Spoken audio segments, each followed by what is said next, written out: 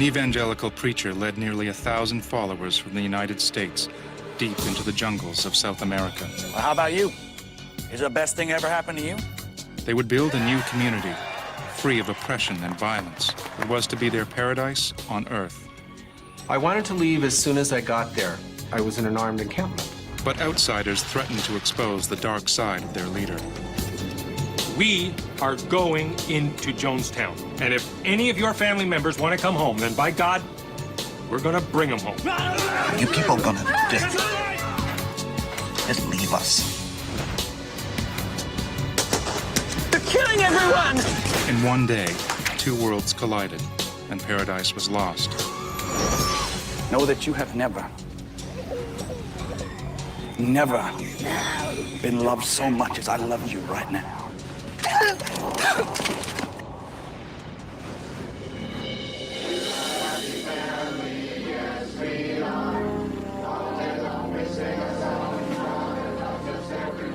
The People's Temple was a wonderful mosaic of the whole spectrum of humanity. It was a dream that died on November 18th, 1978.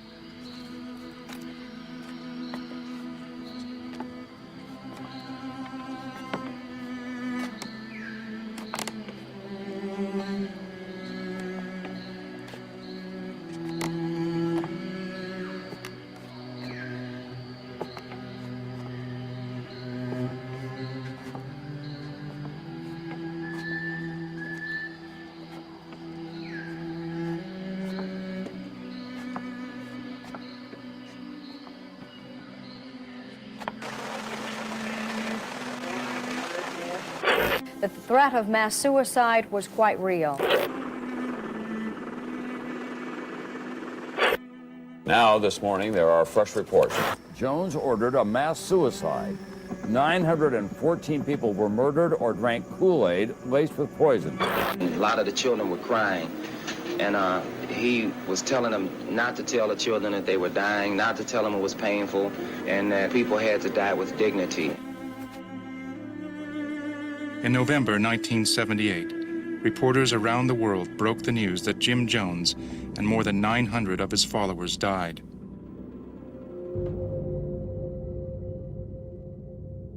By the late 1960s and early 70s, the streets of America erupted in violence and civil strife.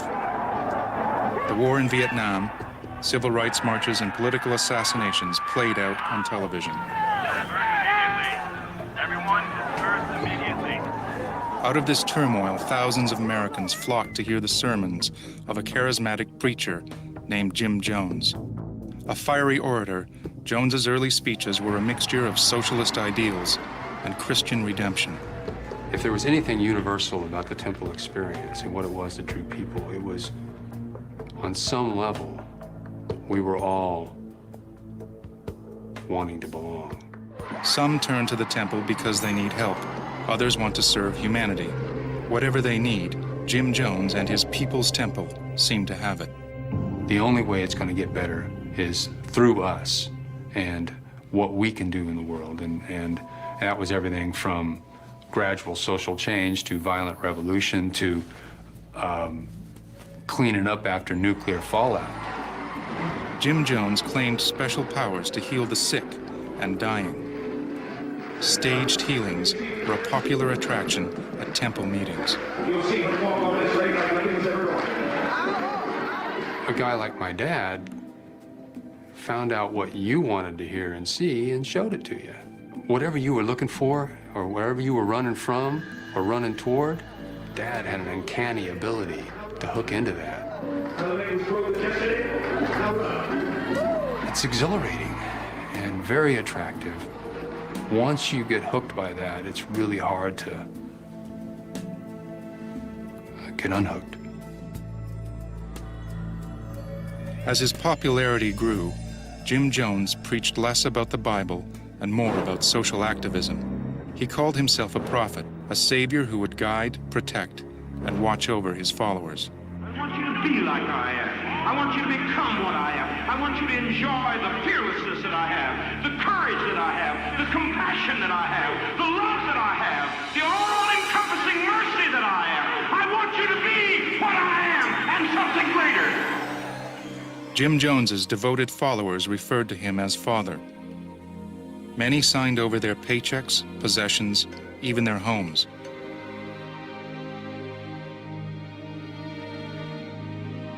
But at the height of his power, a darker side of Jim Jones emerged. Former temple members accused Jones of physical and sexual abuse, mind control, and forced druggings. In 1977, as media interest grew, Jim Jones and hundreds of his supporters left San Francisco, California. They set out for Guyana, determined to build a new community in the South American country. In the middle of the jungle, 150 miles from the capital of Georgetown, People's Temple built what was to be a socialist paradise on earth. They called it Jonestown, after their leader. Because of Father's example here in Guyana, we're building equipment and doing things to feed hungry people and set up a little town, an actual community or a country of our own where we can live the way we like to live with our own lifestyle, not to be interfered with people from the outside and to help starving masses of the world.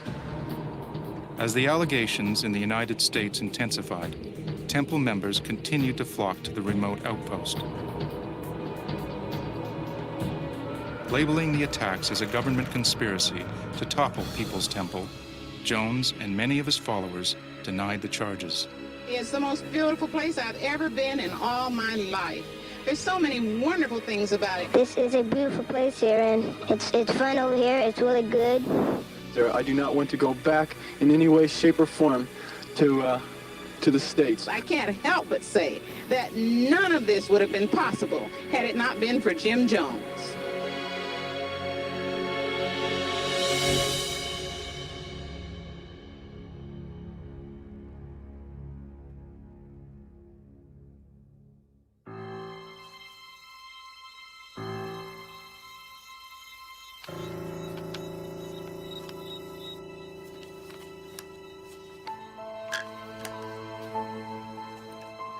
My father, his entire existence lay in the hands of those who perceived him. I think people need to understand that every hour of the day, Jim Jones thought he was a fraud. He knew he was a bad guy. He knew he was a sick guy. He just didn't want anybody else to know. White night. White night. Everybody report to the pavilion. White night. Vern Gosney had joined People's Temple in 1974 and had been living in Jonestown for 8 months. The term white night was a term used for like an extreme emergency. There would be a siren or an announcement to come to the pavilion immediately, and it was a life and death situation. It was something where the community was being threatened, and we had to make an immediate decision about a course of action. And it would usually be all of the night. White nights were used by Jim Jones to create an atmosphere of fear and desperation amongst his followers. The white nights sometimes included rehearsals for mass suicide, which Jones considered a test of faith and loyalty.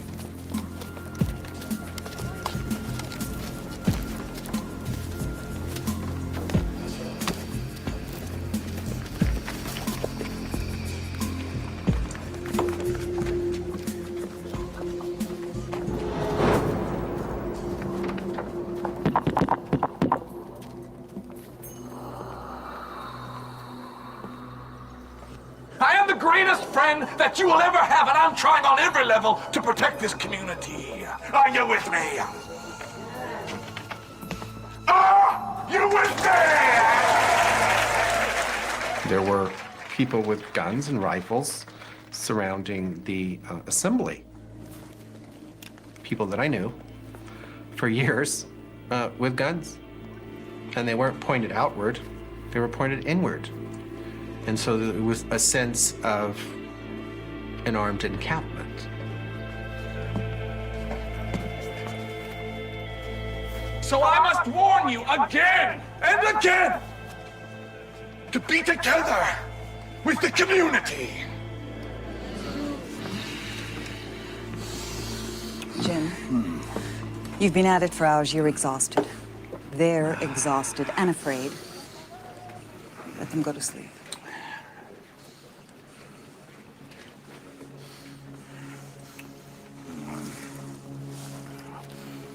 All right. Go on, back to bed.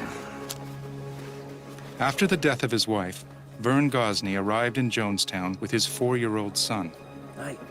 I was very vulnerable. I decided I was going to go to Jonestown, and they were going to make me be a good socialist. Whatever I was lacking within myself would be instilled in me by living in Jonestown. I wanted to leave as soon as I got there. I was not free to leave, nor was anyone.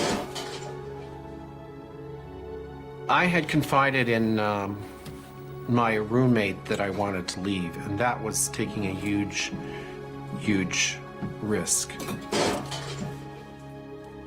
He had at one time attempted to escape, and he was punished so severely that he was literally frightened out of his mind.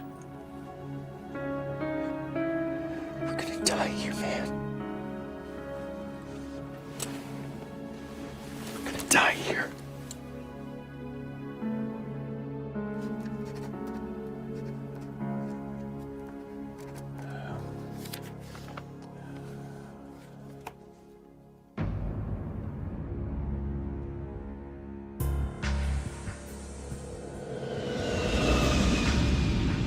On November 14th, 1978, U.S. Congressman Leo J. Ryan, along with his aide, Jackie Spear, flew to Guyana to investigate allegations of abuse within the temple.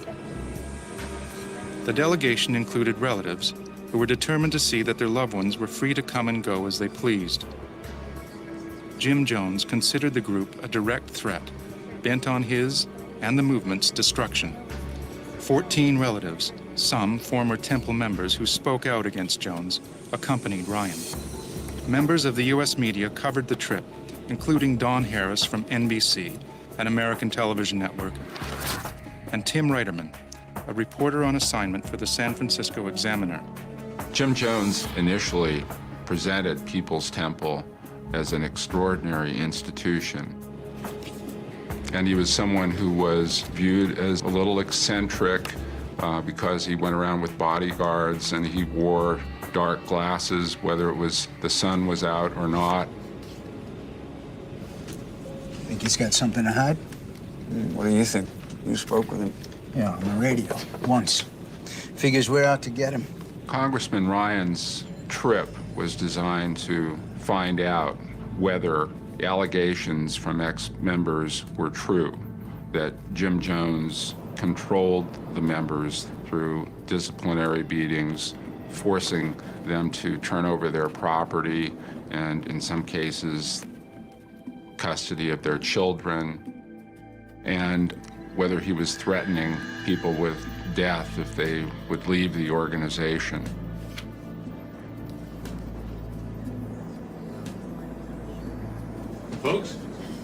Folks, we're about to land in Georgetown. It's been a long road for many of you. Your loved ones are down there. And I just want to let you know that we're going to do everything we can to make sure they're safe, they're happy, and they're being well looked after. In other words, we still don't have an official invite. Let me tell you something right now. Not as your congressman, but as your friend. We're going into Jonestown. And if any of your family members want to come home, well, by God, we're going to bring them home.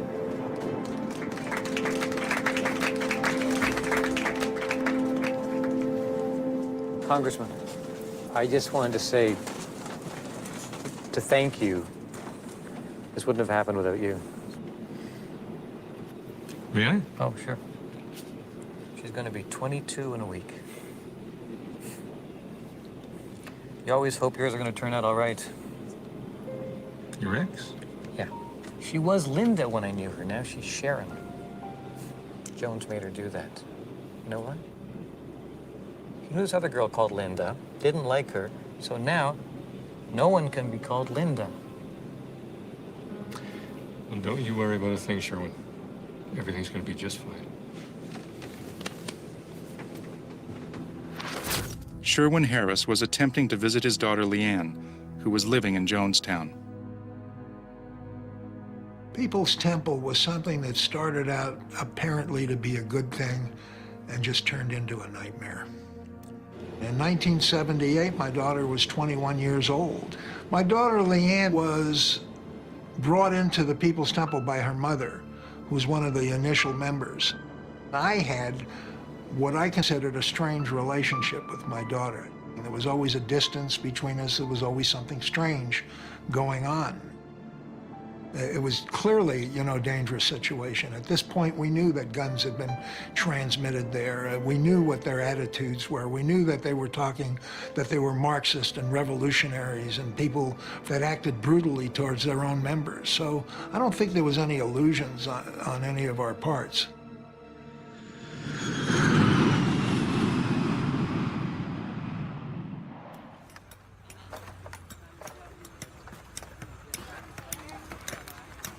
The promise of Guyana was cloaked in religious terms.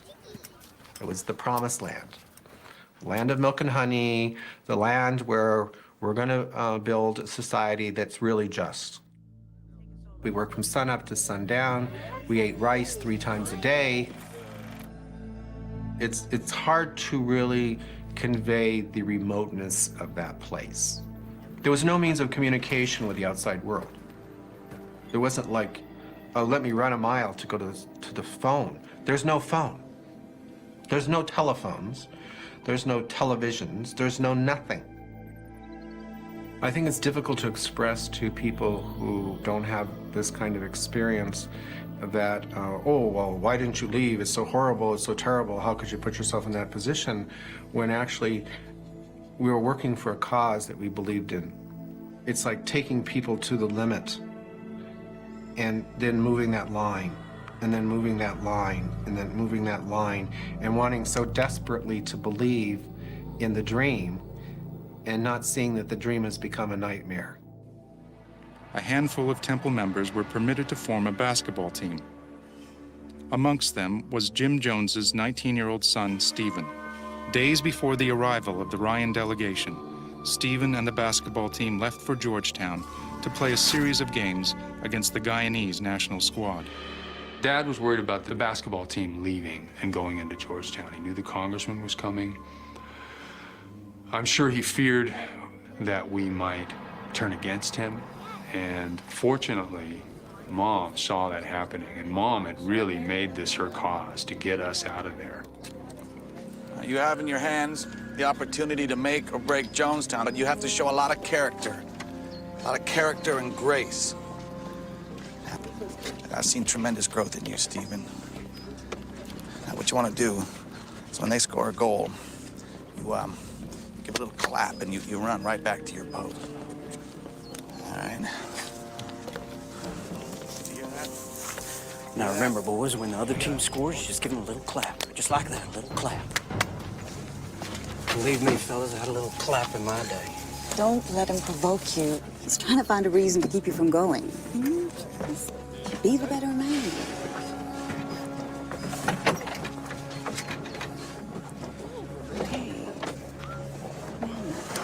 Keep your eye on them.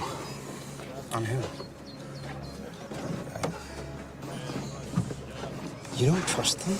Anybody is capable of putting a bullet into your head. And if you see any of those relatives, those liars, you don't have anything to do with them. You understand?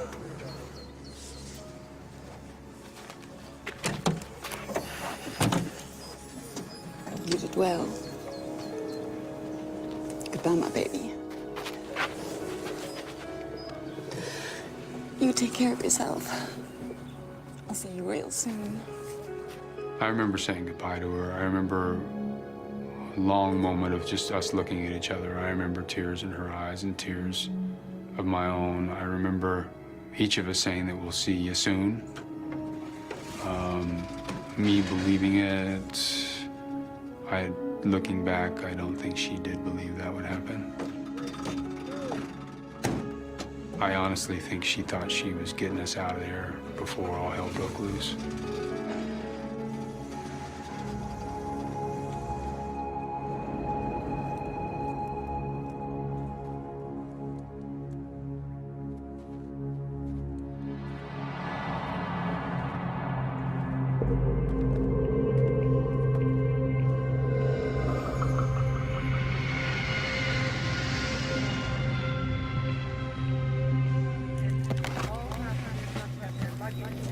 When we got off the plane, the first person I saw was my ex-wife, and she was one of their leaders. She was pretty much the true believer, the fanatic, if you will, the type of person who could strap the dynamite on and walk in and take the whole room out. That's the degree of commitment.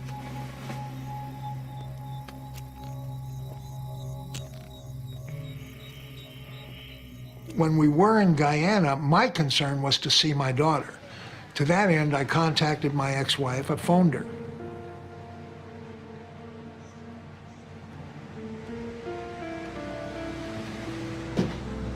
No. I'm not trying to tear anybody apart. I'm not against anybody. Would you stop that, please? I am here. I'm here to see Leanne. Lynn, Sharon, I'm not going to argue with you. I've just flown thousands of miles to see my daughter, and I'm going to see her. And neither you, nor the temple, nor Jim Jones Almighty himself is going to stop me, all right? Do you hear me? Then hear me. She's my daughter, too, and I am going to see her tomorrow. If I have to go to Jonestown myself, I am going to see her. Good night.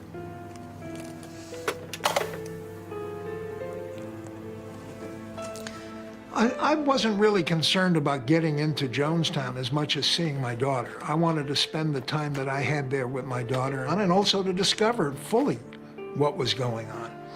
I love my daughter very much. I was committed to my daughter. You can't believe from the moment of her birth, I got that her life depended on me.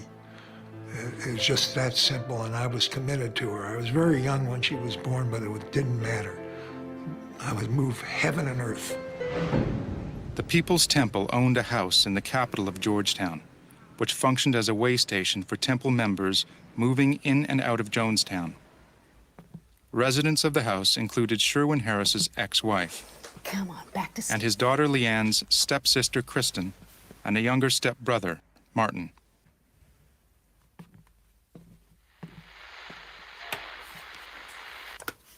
Come in, Jonestown. This is Georgetown. Go ahead, go ahead, go ahead. They're here. They're determined to get in.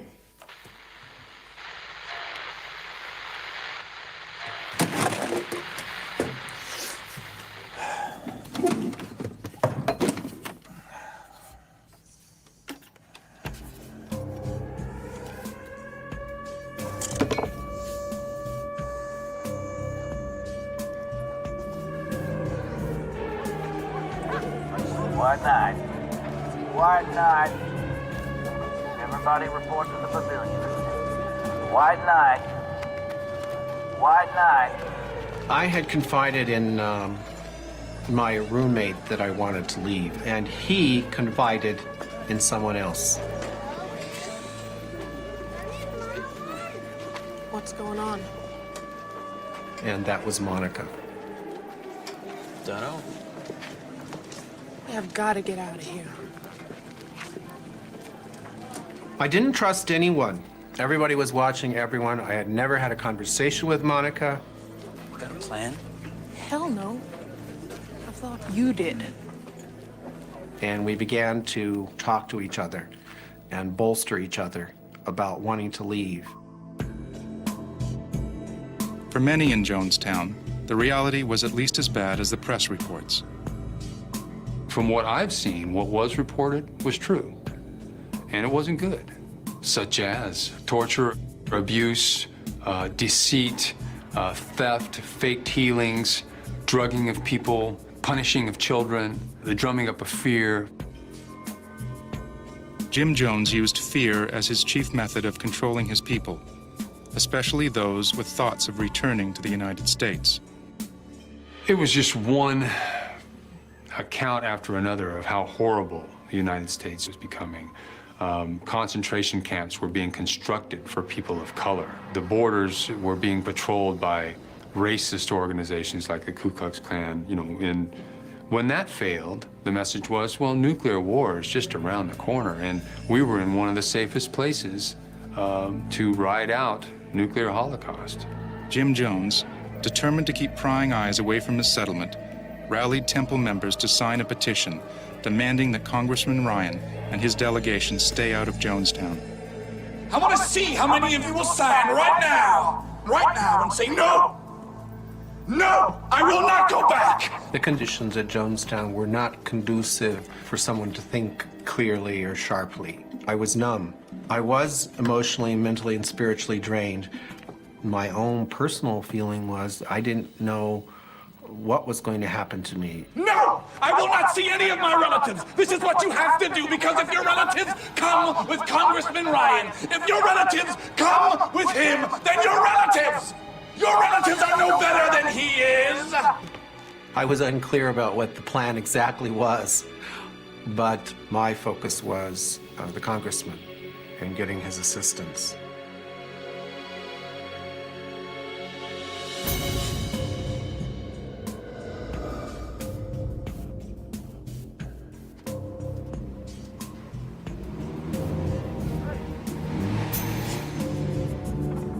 Running out of options, Congressman Ryan confronted Temple members at their headquarters in Georgetown, the only link to Jim Jones and Jonestown itself. I better do this alone.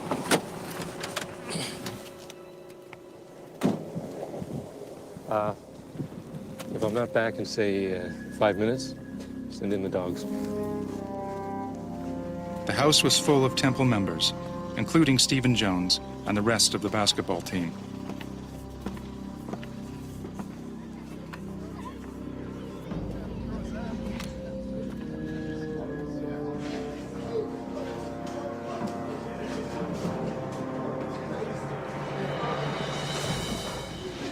Hi. I'm Leo Ryan, the bad guy. Hi. I remember the congressman showing up. I remember having mixed feelings about it. Are you drawing? Good to see you. Very outgoing, charismatic, genuine man, or so it seemed to me. And you don't get much of that in the Temple. What's your name? What can I do for you, Mr. Ryan? Well, I'd like to speak with Jim. Jim's not here. Well, you can put me in touch with him. And at the same time thinking, who do you think you are walking up on our house? You're gonna have to leave. Hi. I'm Leo Ryan. You must have heard about me? Stephen Jones, once or twice. Oh, what are you doing in town? Basketball tournament, us against the Guyanese Nationals. Yeah. How's it going?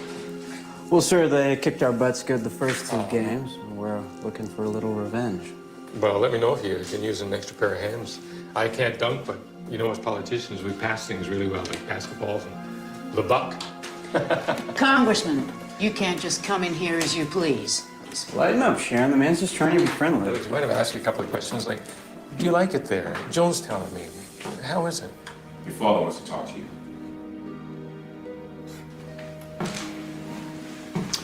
Well, good luck, Stephen.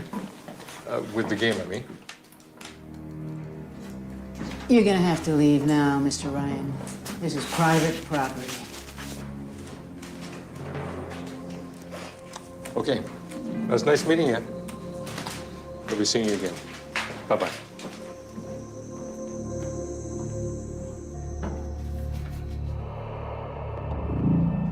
There was a point at which my father sent orders, funneled through the radio room, everything came through there, and Sharon Amos, that we were to return to Jonestown. The basketball team was ordered to come back. I want you to come home.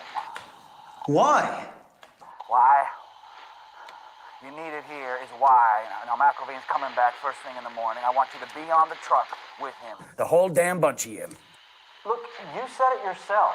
We're good PR, Dad. That's all there is to it. We're having a good time. We're playing basketball. Talk to him. Talk to him. Stephen, I think you better come back. You don't know what's happening here, Stephen. We really need you. We're staying, Mom.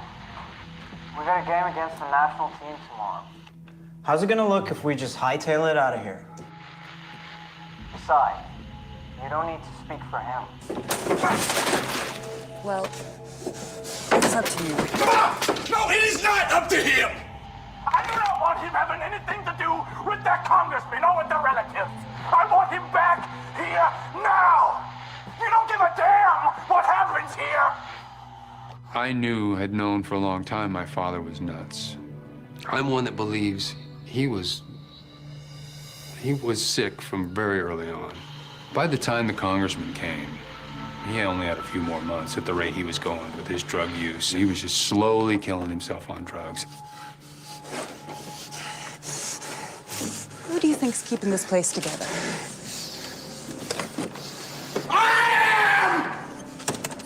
I am keeping this goddamn place together! I know I sent him closer to the edge by refusing to come back at that time. There was no denying that he was losing control. And to a man like my father, it must have been like he was sinking in quicksand, grabbing at nothing.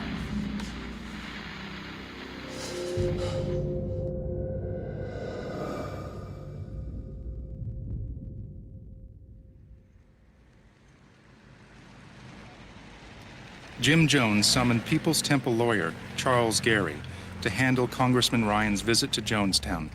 But Jones suddenly reversed course and denied entry. What do you mean we're not going to Jonestown? The only goddamn reason I came here is to take Ryan to Jonestown. Who the hell changed it, Sharon? You? Jim did, all right? It was Ryan's fault anyway, coming in like he did. That's a whole lot of crap. It was Jim's decision to cancel the visit. You know, I've had it with you people. There's a plane going back to Miami at 1 p.m. I'm going to be on it. You hear me? Listen to me, Jim. I'm a righteous man.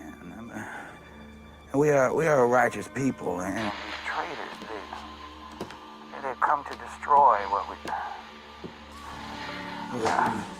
cannot allow them. They want to steal our children. Jim. I mean, so long. Jim, cut it. Now, what I'm going to say is very simple. You've got two alternatives. Now, the first is you can tell the Congress of the United States to go to hell. You can tell the media to go to hell, which is what you've been doing all along over my objections. You can tell the concerned relatives to go to hell. But if you do that, I cannot live with it. It's the end of the line. I won't be with you. Now, the second alternative is what I've been urging you to do all along. You can let the media in. You can let the congressmen in. You can let the concerned relatives in. And you can let them see for themselves what a beautiful place we have there.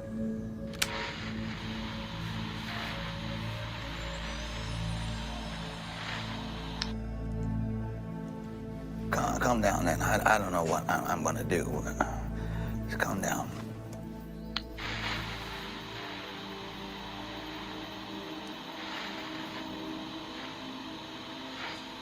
Finally, we got word after negotiations between the congressman and the People's Temple's lawyers and Jones that we would be allowed to head into Jonestown.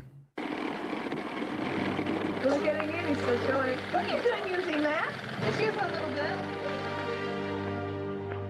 The preparation for Jonestown before Ryan's visit was just like the mayor was visiting or the congressman was visiting. You'd paint the house, you'd spruce up the plants, you'd weed, everything would be in a #1 condition to make a positive impression. Attention, attention. Dean Perlmutter, please report to the radio room immediately. We had a lot of rehearsal about what to say to these people if they came in. We rehearsed over and over and over and over again. How long would you like to stay? Forever. You just can't imagine that all the hundreds of us here are so extremely happy. And I love it here. Nobody to bother me.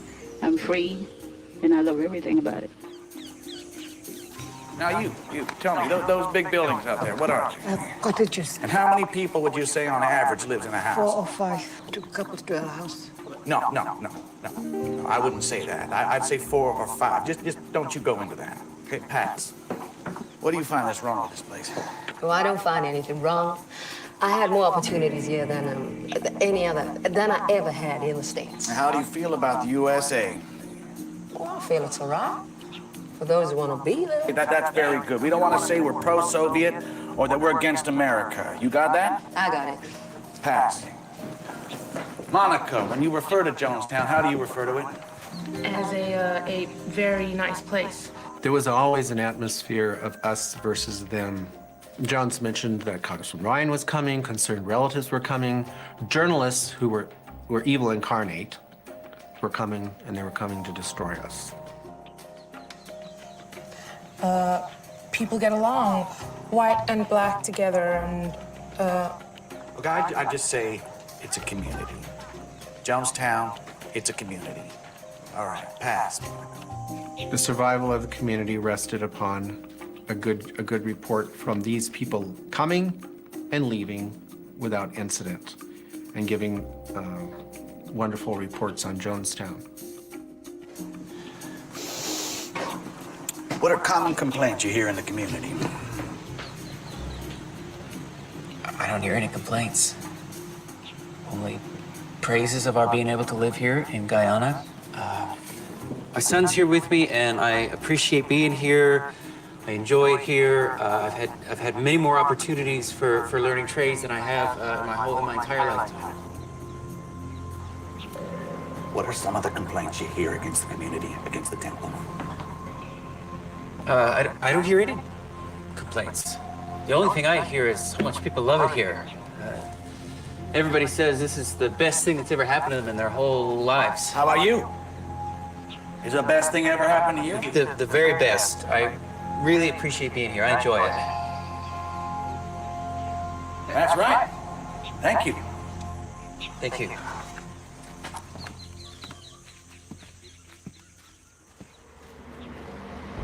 Leanne's coming here. No, that's fine. I don't need to go to Jonestown. No, if she's coming here, then I'll just stay here. Okay. Lunch, dinner, I really don't care. Oh, hold on. Hold on. 1 second. Okay, go ahead. Omaha. Gardens. Good. No, I'll find it. Yes. Okay. And Linda, Sharon, thank you. Bye.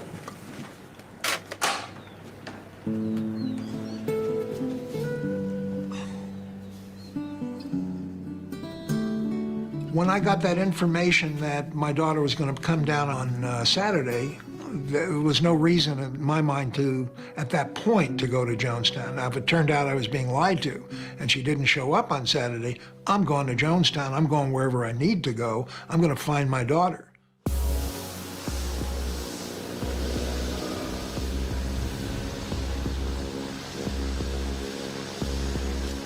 Congressman Ryan chartered a plane to transport relatives and journalists to Jonestown. Hey, folks, plane's ready. More than 150 miles deep into the jungle. Says the Constitution gives him the right to come down here and see us because we are American taxpayers. I say the Constitution does not give him the right to go wherever he is not invited.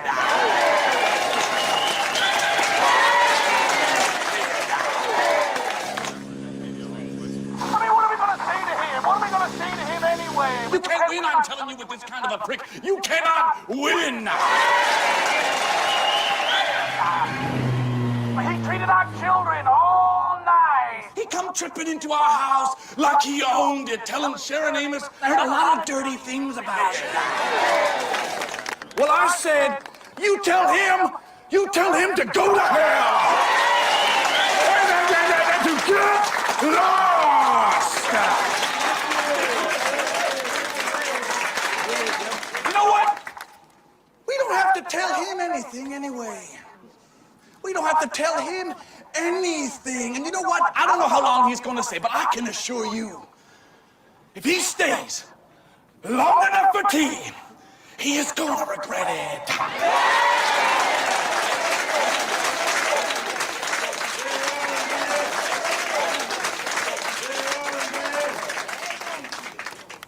Know that you have never been loved so much as I love you right now. Amen! I love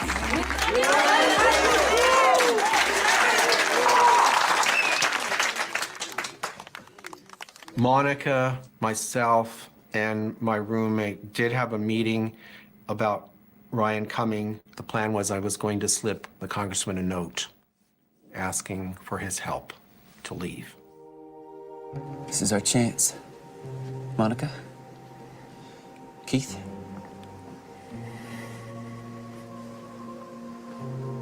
What about your sunburn? If I tell him, he might report us. I wrote the note. Vernon Gosney, Monica Bagby, help us get out of Jonestown. And that was the note.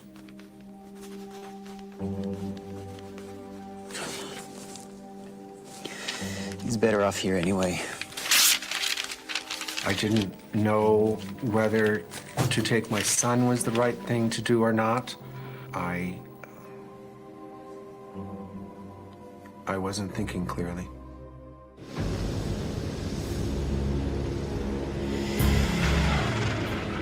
When we flew over the jungle, it became pretty clear how remote and inaccessible Jonestown really was. The plane touched down at an isolated airstrip more than 5 miles from Jonestown. When we finally landed on a small dirt airstrip in Fort Kaituma, it became clear how difficult it would have been for anyone to leave Jonestown.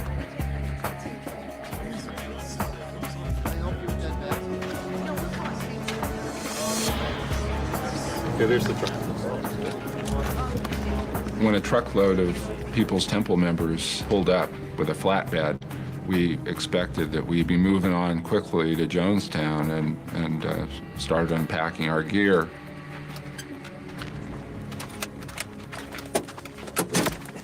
Congressman Ryan, I'm Corporal Emo Rudder, the guy in East Defense Force. Oh, thank you very much for coming to meet us. I've been instructed to inform you that only Mr. Gary is to board the truck for Jonestown. We're a congressional delegation. We're here to inquire into the health and welfare of the people of Jonestown. My instructions are clear. Well, who are you getting your instructions from? Please return to the plane. Congressman Ryan and his assistant here can come with us. Mr. Gary, I was told that only... Never mind what you've been told. I'm telling you, if you catch any grief, I'll be right there. Congressman. And what about the others? I'm working on it. Thank you. Don't try and come on your own.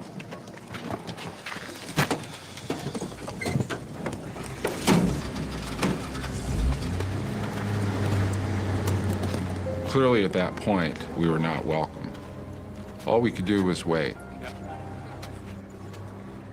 Finally, within a few hours, the truck returned to the airstrip. Anybody that wants to come to Jonestown, climb on. And we were allowed to board it, and we rode toward Jonestown with several members of the temple. Let's go!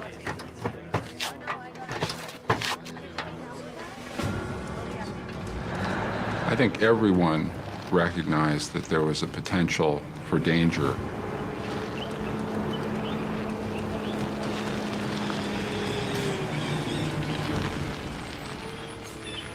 we were entering a place where not only were we surrounded by miles of jungle, but we also were in the control of Jim Jones and his members.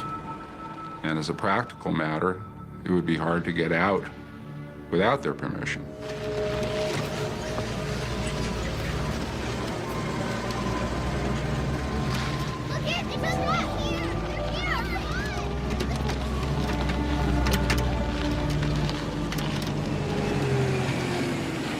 When we pulled into Jonestown, my first impression was that this place had taken a tremendous amount of work to produce. To make something from scratch in the middle of nowhere was an impressive feat. Attention, attention, attention. The reporters are arriving. Some of them will want to take pictures, so anyone who doesn't want their picture taken will be excused. Okay? There were hundreds of people around the pavilion, and we were escorted there directly to the Reverend Jim Jones.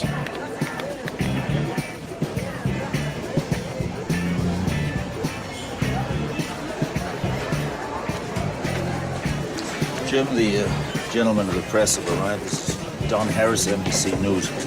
Nice to meet Jim.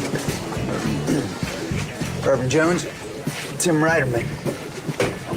Read many of your stories. I guess you can only print what they tell you. Well, we tried to get your side of the story. Haven't had much success. That's why I'm here. See the mission for myself. Good. A lot of people have found it to be beautiful. Paradise. He was very cordial, but it was still disturbing to see that he appeared weak. What really concerned me was the way he spoke. Mind if I ask you a couple of questions? Why did you decide to let us in now, a year after my first request? What have we got to lose? No barbed wire here. We don't have 3, let alone 300 who want to leave. We're not violent. We don't do violence to anyone. Ageism, sexism, racism have all been eliminated. Elitism is almost eliminated. We're Marxist in the sense of sharing work and in the distribution of goods and services. What about the threats of mass suicide, Reverend? I only said that it will be better that we commit suicide than kill. Why hurt social progress? He started speaking in a paranoid fashion about his enemies and began to quietly sort of rant about them. I cursed the day I was born. I don't know why these people hate me so. In some ways, I feel like a dying man. You don't need to put a bullet in my head. Thank you. It was disturbing to hear him sort of put a figurative gun in the hands of those of us who had come to Jonestown to visit.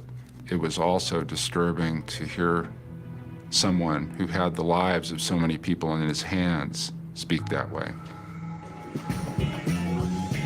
Plan was I was going to slip the congressman a note asking for his help. In my state of mind, didn't know who was who at that time yet. I see someone who I think is the congressman who's walking around the perimeter of the assembly. If I passed the note and it was unsuccessful, I knew I would be killed. There was no doubt about it. I would be killed.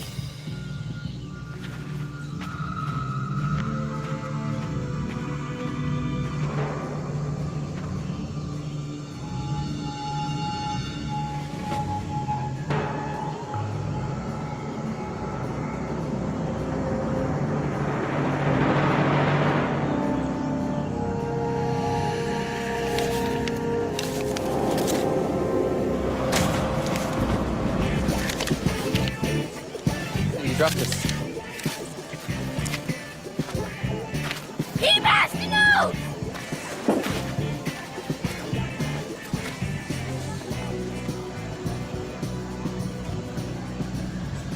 What was that about, Bert? That was nothing. He dropped something and I picked it up from him. That's all.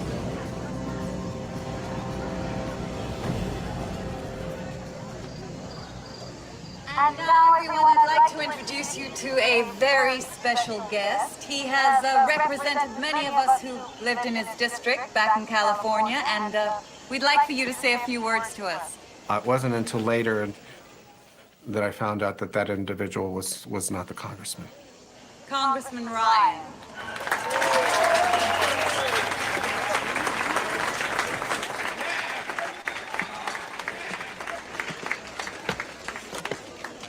Thank you, Marcel. I'm not used to making public speeches. Yeah, don't give me that here, I guess. I'm very glad to be here. I've already met a former student of mine. I've already met a former classmate of one of my daughters from Mills High School in Burlingame. This is a congressional inquiry. I think all of you know that I'm here to find out more about questions that have been raised about your operations here. But I can tell you right now that from the conversations I've had with some of the folks here already tonight, that no matter what the comments are, that there are some people here who believe that this is the best thing that's ever happened to them in their whole lives.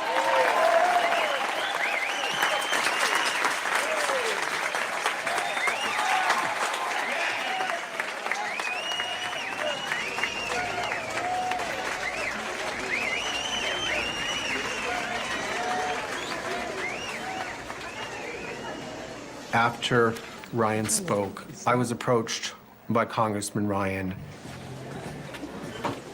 Is your name Vernon Gosling? Did you give this man a note asking to leave Jonestown? Yes, sir. And let me tell you, you've got seats on the first plane out of here tomorrow. Congressman Ryan had no idea of what he had walked into at all. I'm not sure we should wait till tomorrow, Congressman. We've got a lot of work to do here. You're in danger, and you have to know that. We'll be fine. We're under protection of the U.S. Congress. Tomorrow. And it was apparent after talking to him that he couldn't really conceive the level of danger that he was in.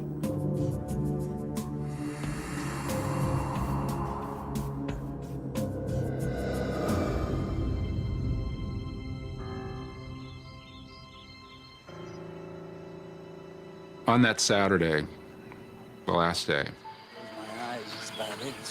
I wondered just how many other people might want to leave.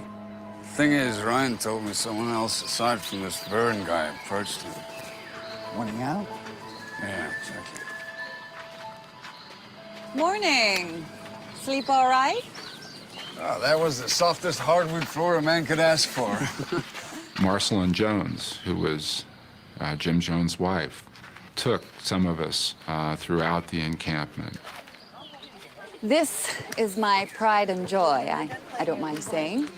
This is the first home to all 33 children born here in Jonestown.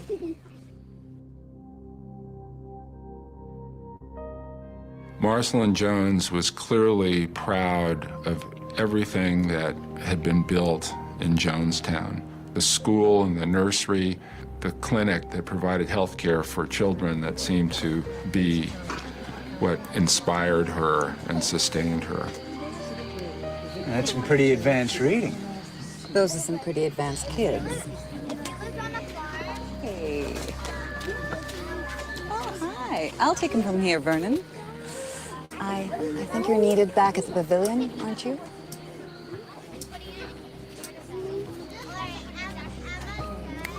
We also have a large nursing staff, of course. We could always use more. There are almost 300 children here in Jonestown.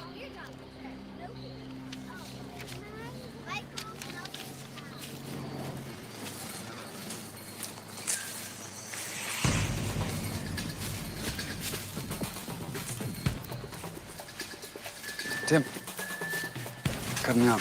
Something's going on. Okay. Bob.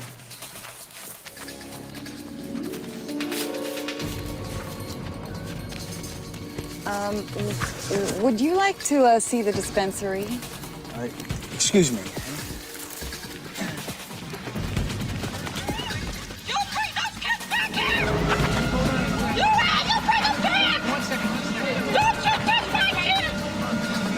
Within hours, it became clear that more than just two people who slipped a note to a reporter wanted to come out.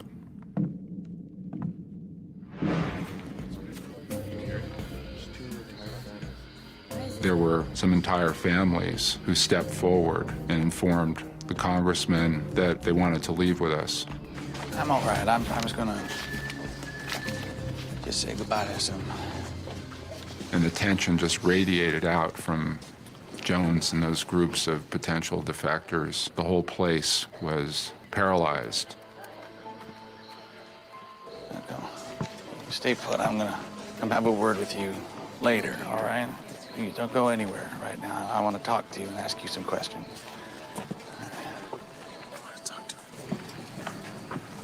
Why are you doing this? Are you lovers? No. No. Because you can have a relationship here. No, we're not lovers. Don't you talk to any of the reporters, all right? They're liars. They're all liars. You don't have to say anything. Even the ones who lie, they always come back. They always do. Always have a place here. All right? I signed a document that I was leaving my son there of my own free will. I didn't know if I was doing the right thing. And I signed it.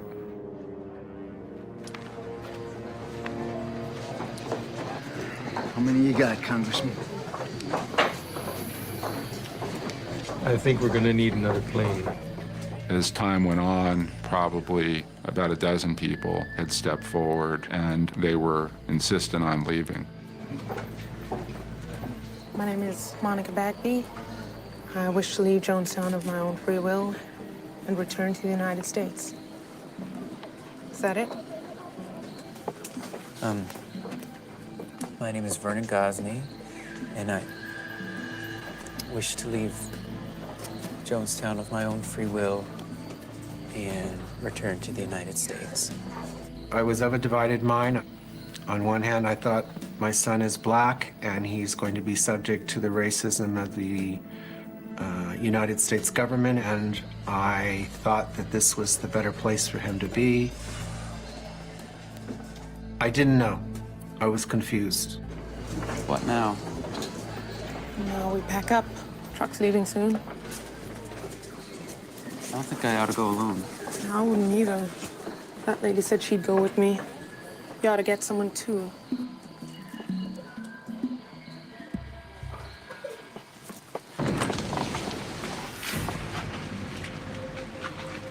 When the door swung open, there was a number of security guards within the cottage.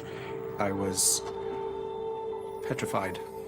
I was in extreme fear and terror.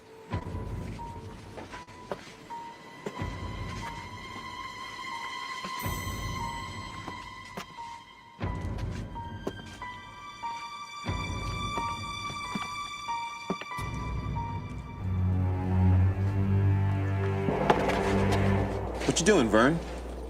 He's packing up. What are you doing? Go ahead, Vern. Pack your things.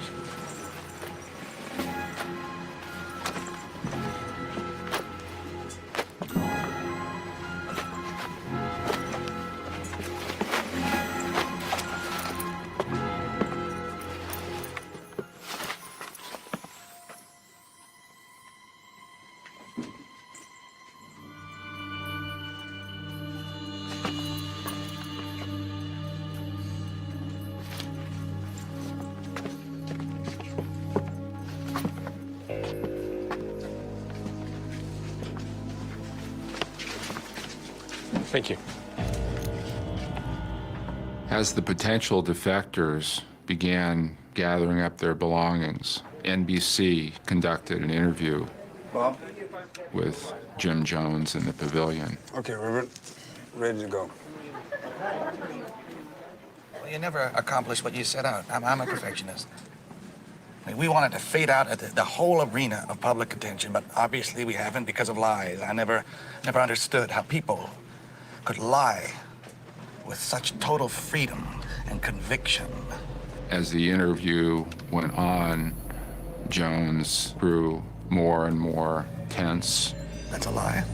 It's a lie.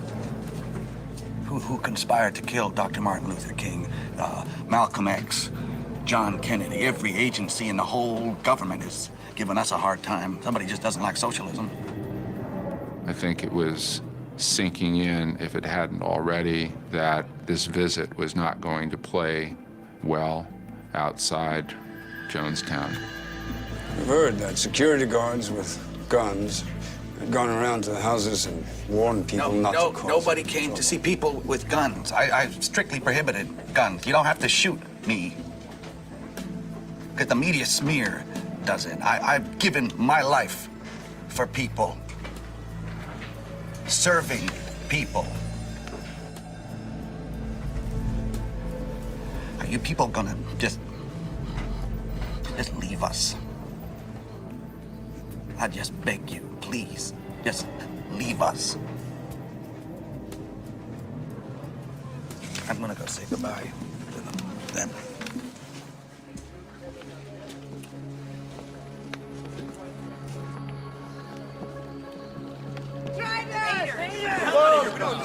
Help they shoot the plane down! I met with my son briefly, and... See you soon, okay? Well, he wasn't of an age where I could tell him what was happening. I hugged him, I said goodbye to him, and that was the last time that I saw him. I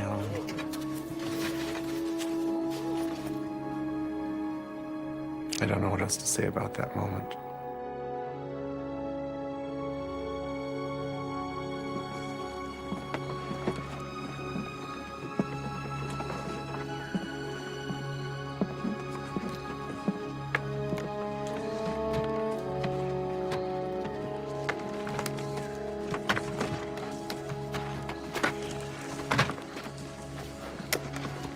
Back anytime.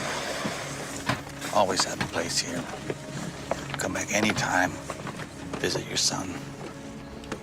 Okay?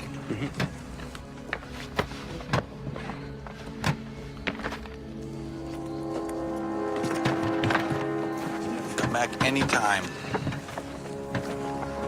Always be welcome here.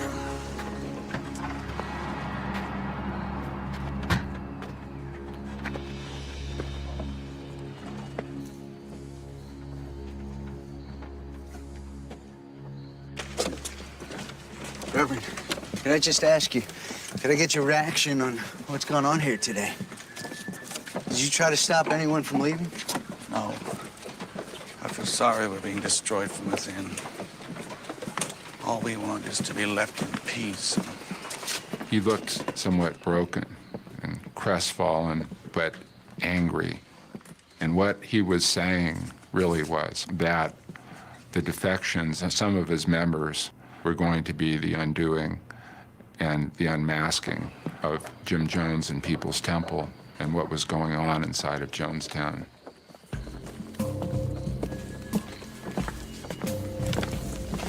If we get out now, I can still make deadline. Where's Ryan? He's staying back to help with the rest of the defectors. I mean, there's more. Yeah, only he's not saying so. Yeah. Thanks.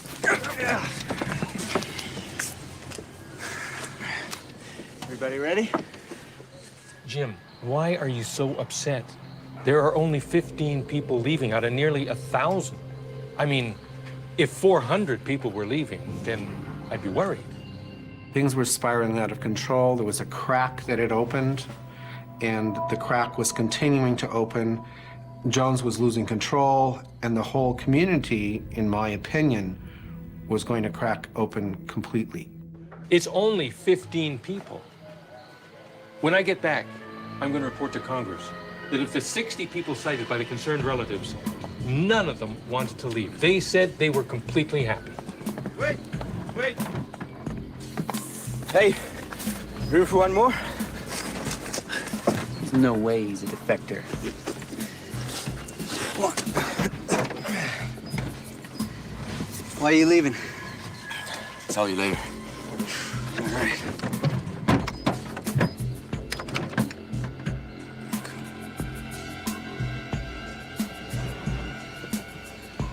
Jim, this is a wonderful thing you've got going on.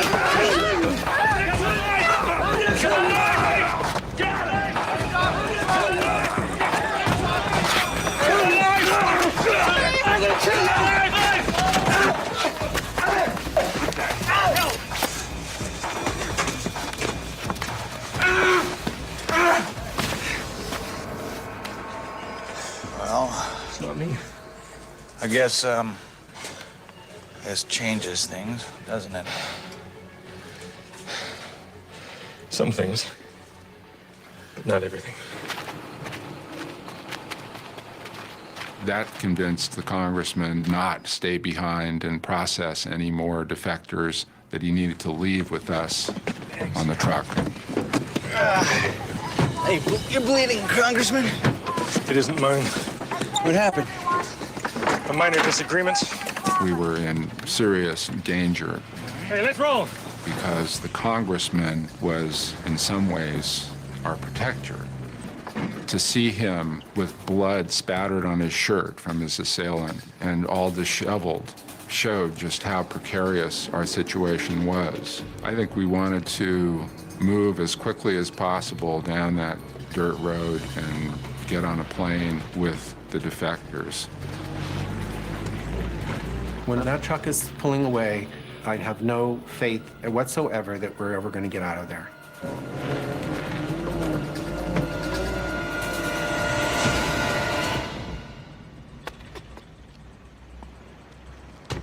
Saturday, November 18th, I headed out to Temple headquarters in Lamaha Gardens to see my daughter. Leanne. Leanne?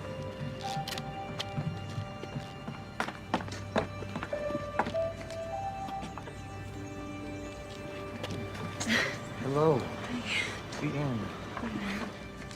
When I first saw Leanne, it was like nothing was between us. Come inside, we're just about to sit down. We hugged and, you know, and kissed, and it was just wonderful to see her. I wish you could see the wonderful work, the great work that we do. You'd see there's nothing to be concerned about. And I know she felt the same way to see me. How long are you thinking of staying? A couple of weeks, maybe even a month. We could tour around. You could show me things. Why don't you two sit down to dinner? Everything's in the kitchen. I won't be a minute.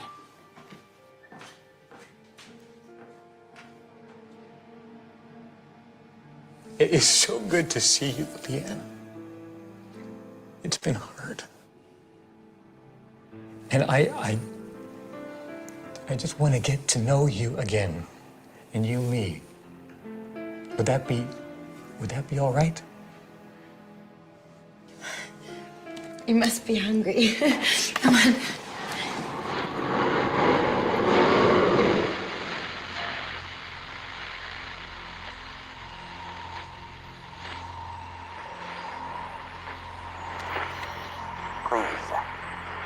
Please, take care of everyone there. Everyone, Jim. Everybody. In Georgetown. Everybody. Relatives, too. Just take revenge.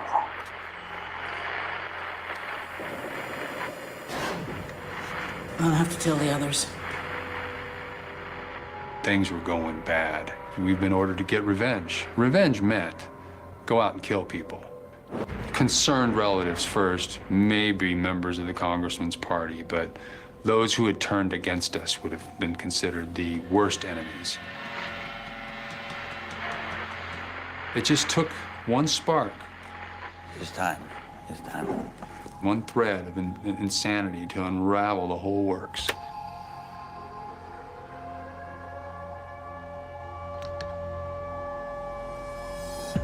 White night. White night. Everybody, report to the pavilion immediately. White night. White night. Everybody, report to the pavilion immediately. White night.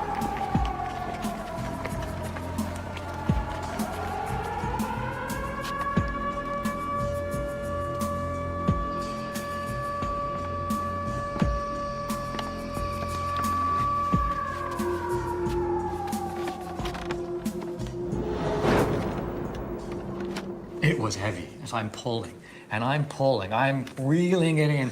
And finally, I yank it up. It's a tire.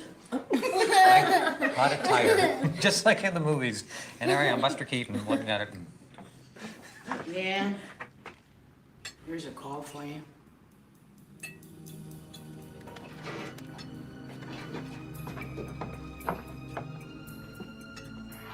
We had just gotten the message, and Leanne came down. Leanne was having dinner with her father, and Leanne was told by Sharon.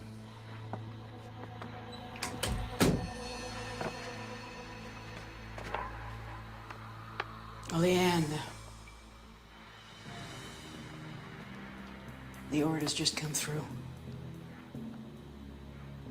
We have to die. Okay. She very calmly took the news, and I was just struck by that. Oh, this is really real, and how surreal that was. Should I go back to dinner? You better have him leave, your father. This is a 21-year-old girl who's just been told, end the dinner with your father because we're going to have to kill ourselves. So many words. And I was overwhelmed with fear at that point. Just dread and fear of what must be going down in Jonestown. A large shipment of the liquid poison, potassium cyanide, had been delivered earlier to Jonestown. The cyanide was now mixed with sedatives and tranquilizers and added to a fruit-flavored drink. I think that for Dad to have just gone and found a room somewhere and shot himself, one, I don't think he was capable of shooting himself. Two, I don't think he could bear to go alone. His view of existence was so bleak that he thought it was best for everyone to check out. A handful of people with their lies have made our life impossible. And we are sitting on a powder keg here, and I don't think that this is what we want to do with our baby.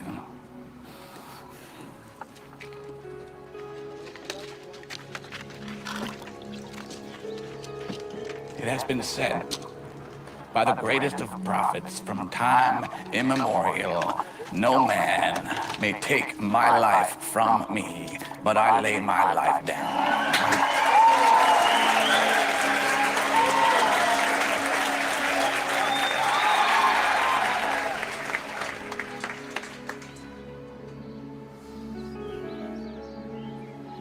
We have been betrayed.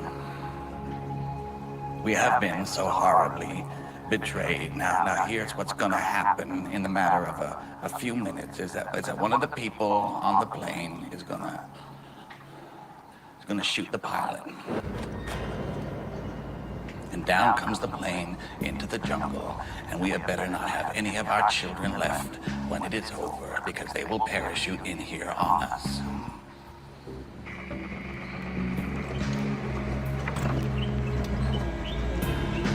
When we got to the airstrip, I still had this feeling of impending doom, that something was going to happen.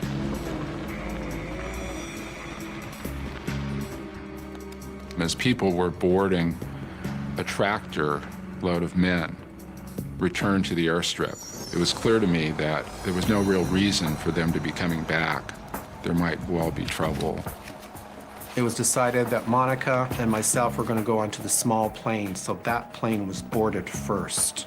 Sorry about this, folks. I'm sorry, but let's get safe, get on the plane. We wanted to make sure that nobody was getting on either of these two planes with weapons, because we didn't really know whether the defectors, in fact, were defectors.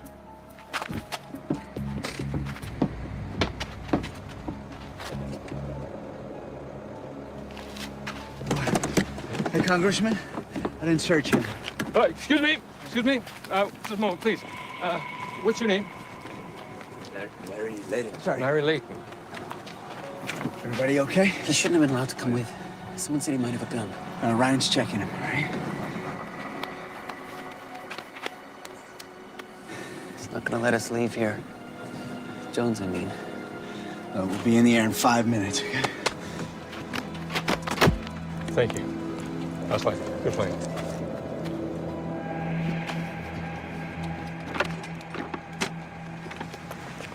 When do I pick you up tomorrow? tomorrow? Yeah. Whenever you like. I like 7 in the morning. Okay. Good. Leanne. Bullshit, man. I needed to get away from it. I needed to find out more information, maybe gather ourselves. And with the hope that we would learn something other than the madness we were hearing from Sharon. My ex-wife came out from downstairs where the radio room was and kissed me goodbye on the cheek. I just want to thank you.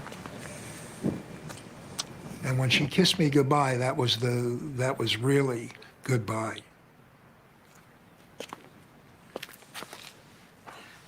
You know, I was feeling rather buoyant overall. You know, we had plans for the next day. I felt we're making certain inroads. I felt they got the message. See you tomorrow, 7 a.m. Pegasus Hotel, please. So I felt very upbeat, and I felt that we're making progress.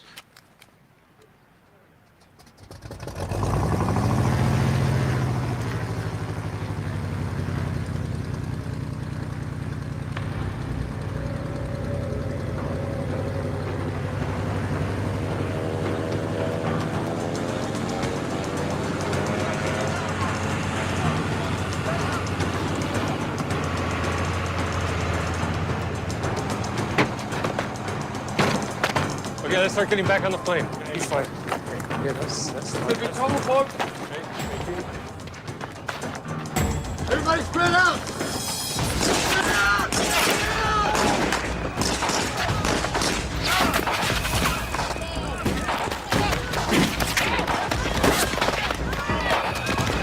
They're killing everyone!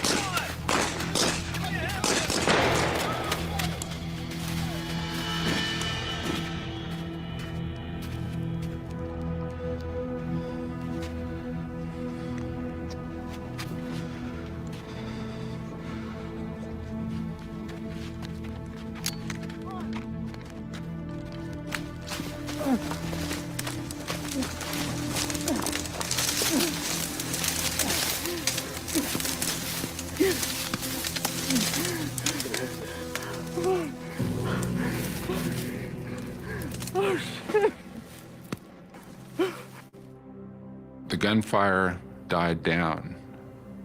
Then there were several deliberate shots over the space of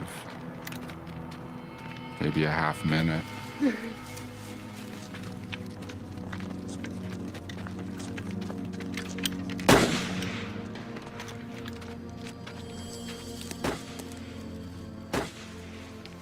And then there was silence. Anyone who has any dissenting opinion, please speak. Yes, Christine. Well, I feel like that as long as there's life, there's hope. Someday everybody dies. Someday that hope runs out. I'd just like to choose my own kind of a death for a change. I'm tired of being tormented to hell. That's what I'm tired of.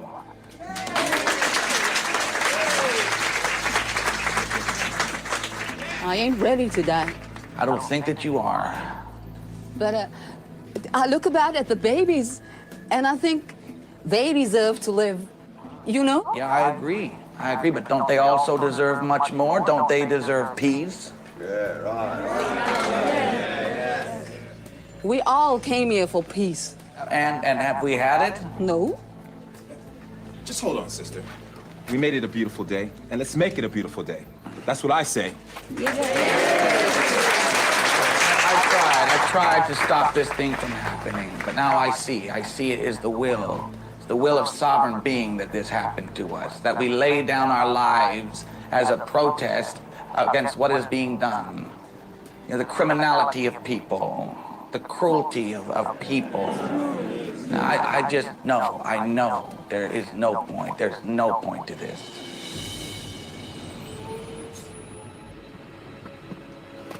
What comes now, folks? What comes now?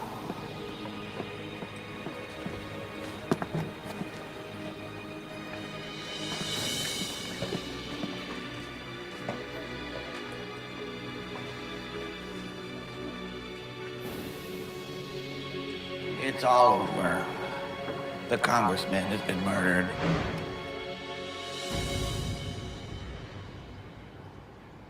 Sharon Amos was one of the small percentage of the temple membership that I viewed as a zealot.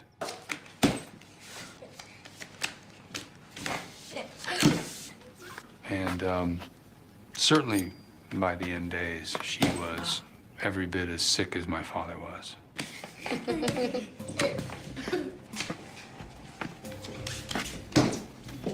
I know that woman loved her children dearly.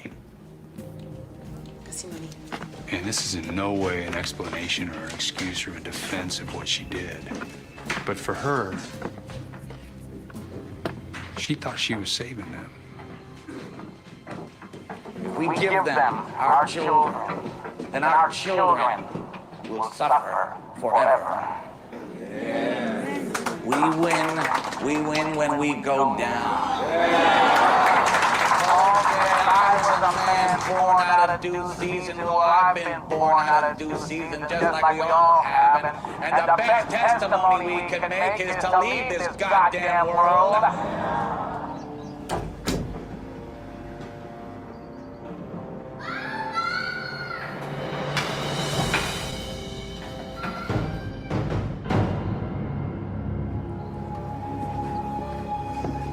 What a legacy.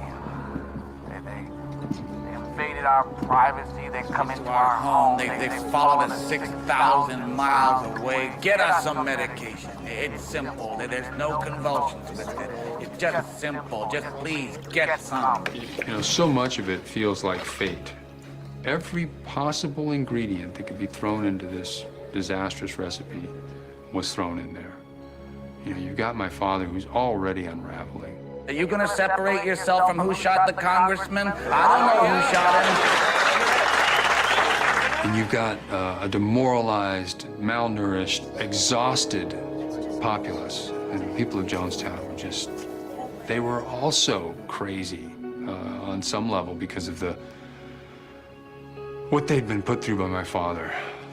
It's just simple. Just please get some. Just get it. And then who were the first to die? The children were the first to die. All they're doing is taking a drink. The Guyana Defense Force will be here. I'm telling you, get moving, get moving, get moving. I'm sure many people believed that they were lost, that they were going to come in with force, and their children were going to be taken from them, and they were going to die or suffer greatly. All they're doing is taking a drink. No! Mother, please! Mother, please! Mother!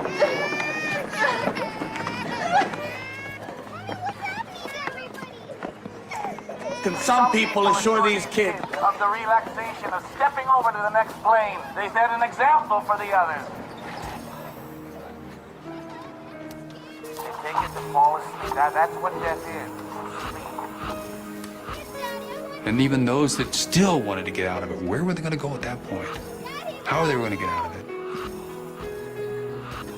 it? It's about more than, you know, Jim Jones saying, line up and take the poison, it's time to go.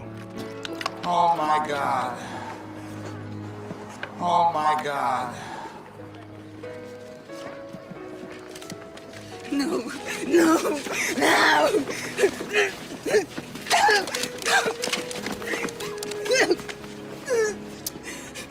No.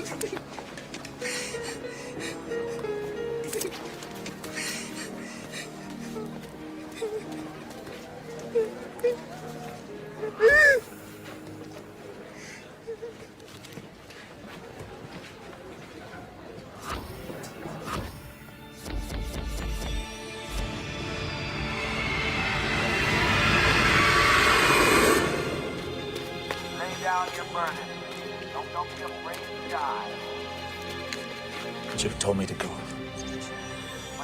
He wants me to tell the world what happened here. Okay? The truth of it. I'm not gonna let them take your child. If you let them take your child,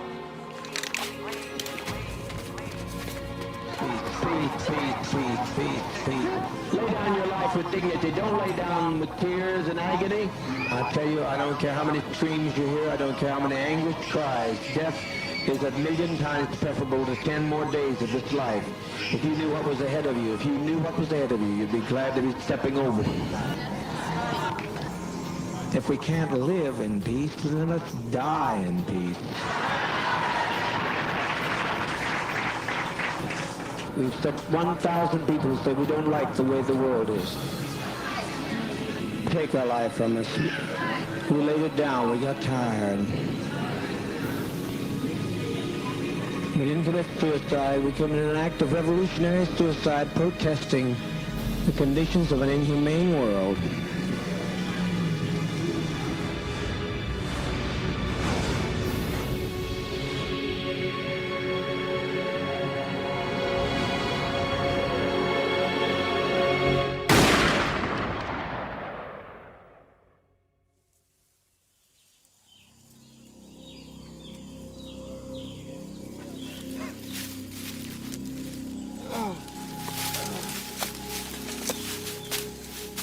After a while, I stood and started to work my way back to the airstrip.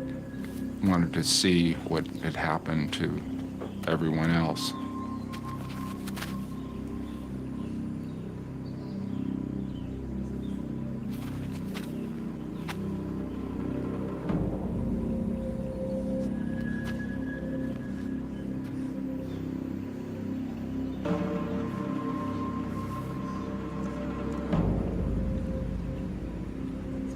I saw several bodies on the ground.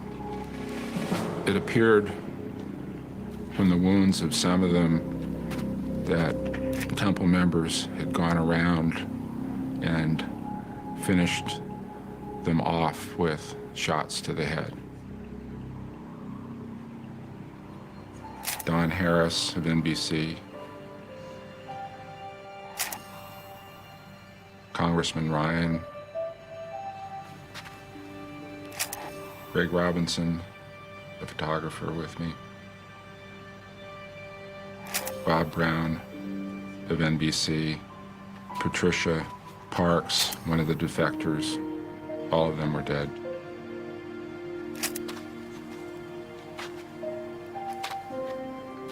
During the ambush at the airstrip, 5 people were murdered, including Congressman Leo Ryan.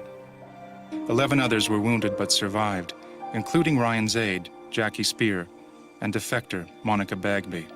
Jones sent gunmen to the airstrip to kill the congressman and others so that he could then turn to his followers and say, no country, no place wants us any longer because some of our people have now killed the congressman. There's no hope. Till the last possible minute, you cling to hope that people are alive. And a young woman came out and walked up to me and said, Sharon's killed herself and killed her children. She believed that her children were going to be taken to horrible circumstances and that death was better for them. As I opened the door, the first thing I saw was the babies and you know, they were dead, clearly gone. It was just horrible. And Leanne wanted so much to please her mother. The love of a daughter for a mother, there's probably nothing like it. And what I learned later was that they actually killed each other by slitting each other's throats.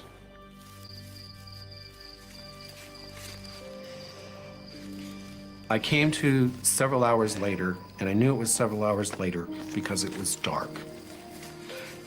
I could hear people walking through the bushes. What it was, in fact, was people looking for survivors.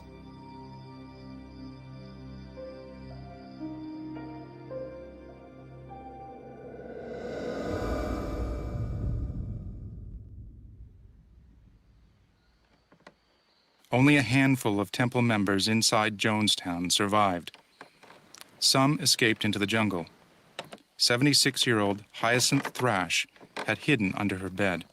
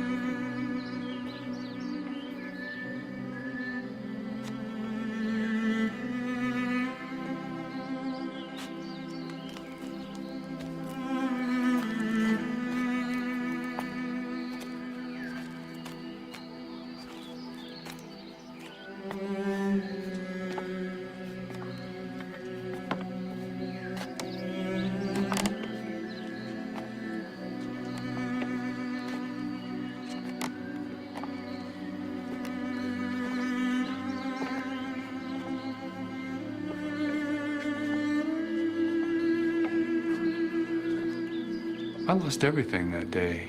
I lost brothers and sisters and dear friends, people I'd known my entire life, and the dearest person on the planet to me, which was my mother.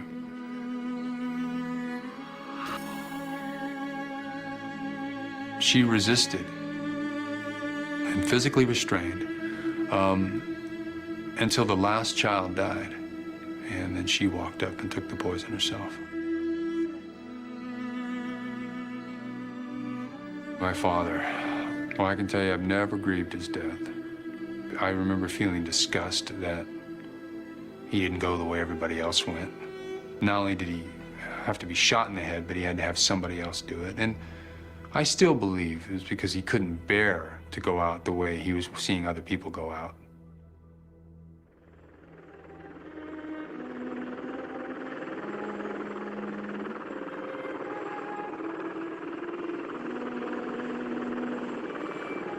For the entire incident, I blame Jim Jones.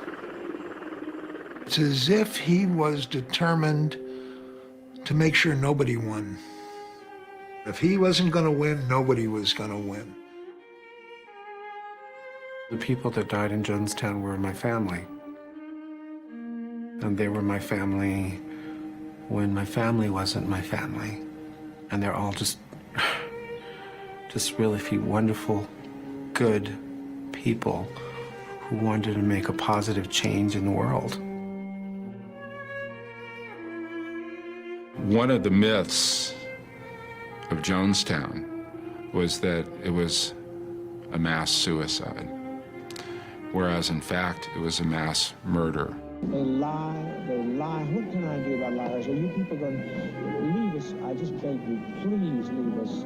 It happened because Jim Jones didn't want word to get out to the outside world what was going on inside his community.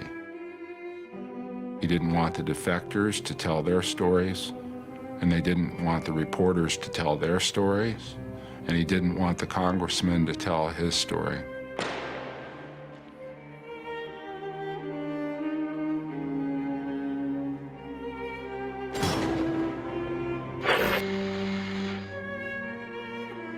The first time I thought about the consequences of Jonestown and what had happened when I was in a military hospital in Puerto Rico. And a military psychiatrist came to speak to me and tell me that my son was dead.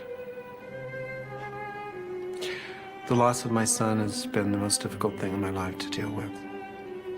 my sense of remorse, my sense of guilt, my going back to that moment a million times and making a different decision.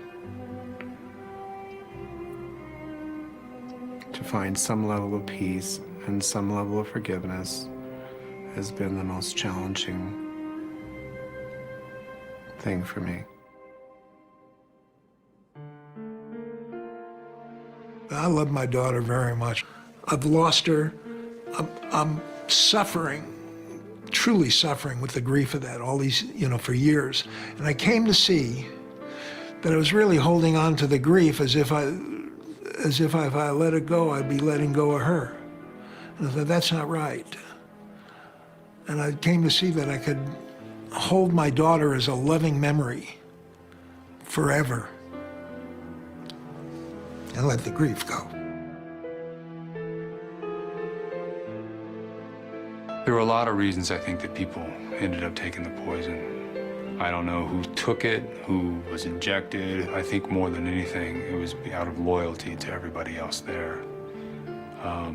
In my case, if I had been there, I know I had a strong will to live, but I think that it was so important to me, or how I was perceived by the people of my community was so important to me, that it might have taken me to my death. Ask yourself, what would someone have to tell you? Or what would someone have to do to you to get you to do something that you couldn't possibly believe you were capable of? And examine that. Learn from it. Don't judge it. Don't stand separate from it.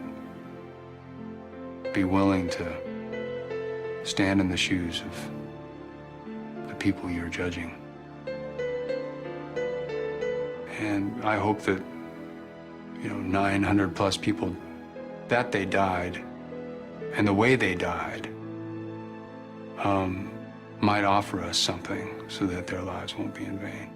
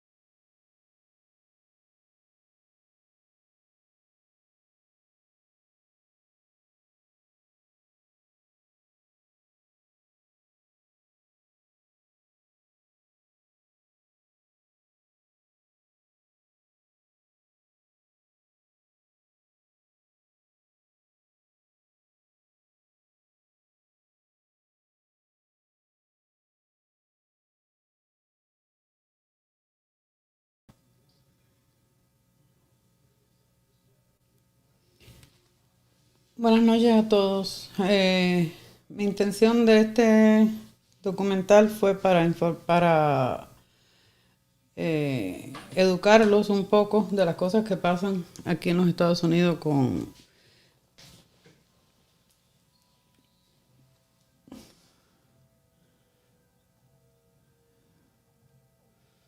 Disculpen, tengo un retorno.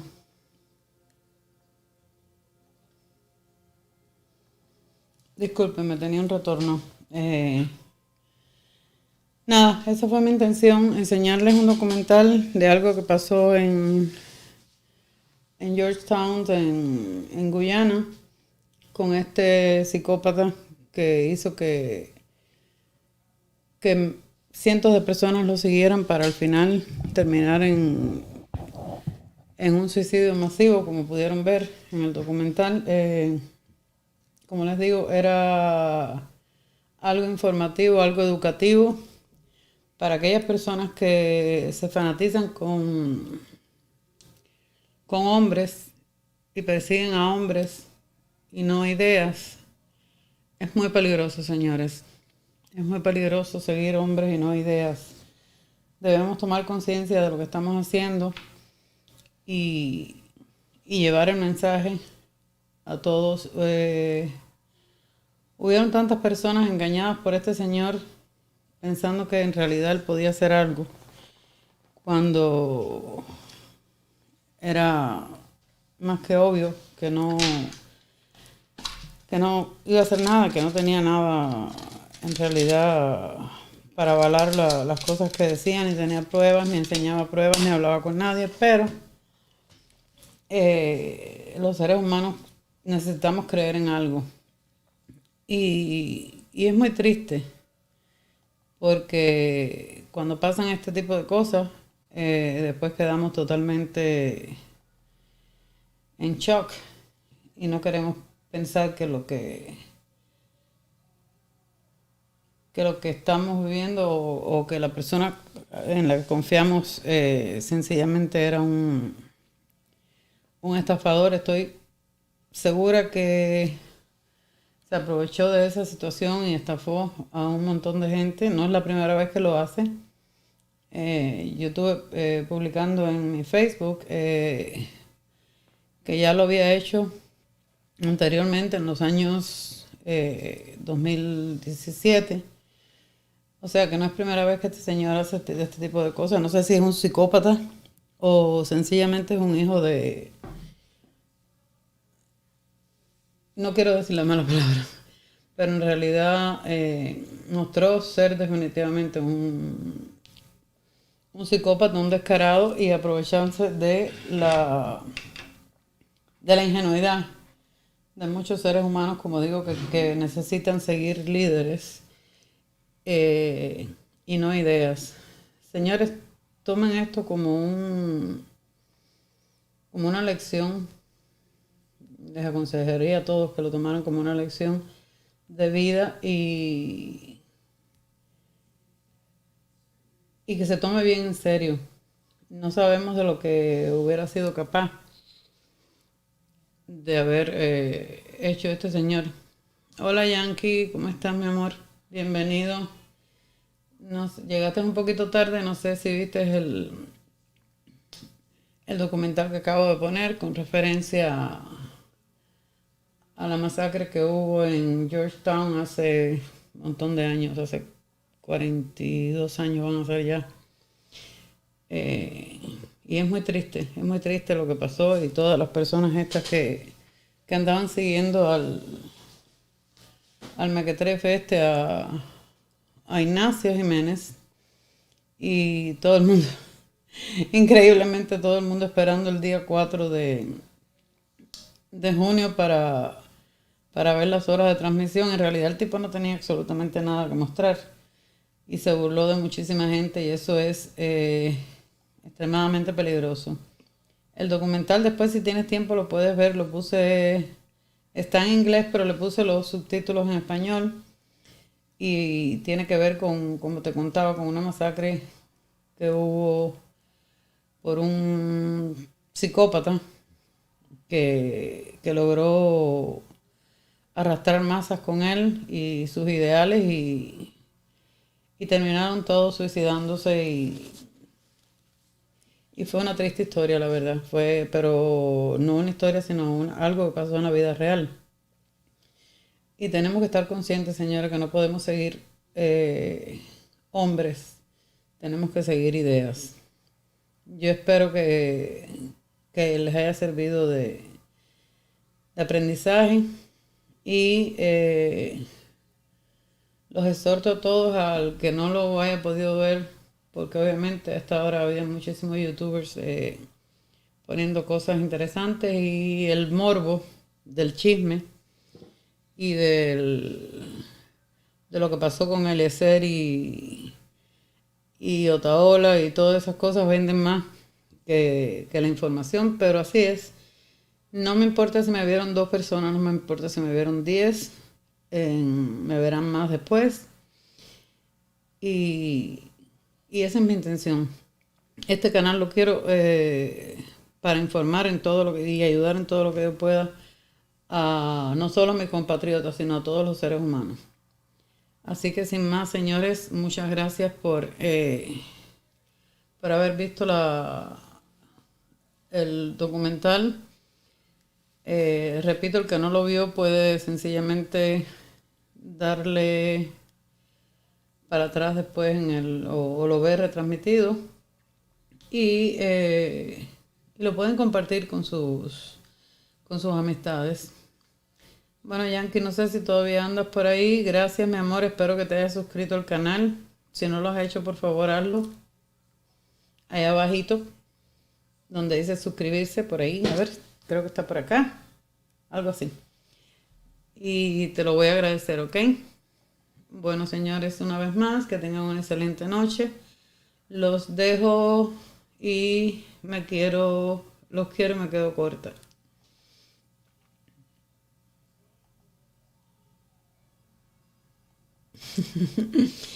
Chao.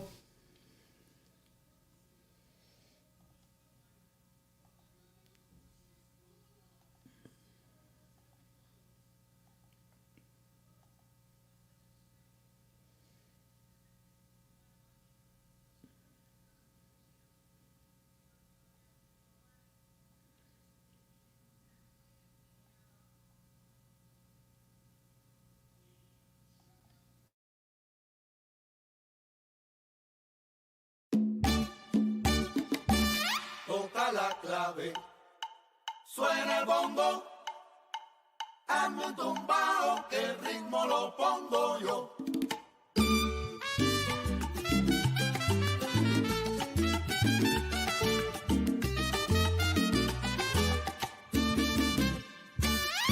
Vamos a tocar soneros, toquemos de corazón, y en este bonito día vamos a hacer un rumbo.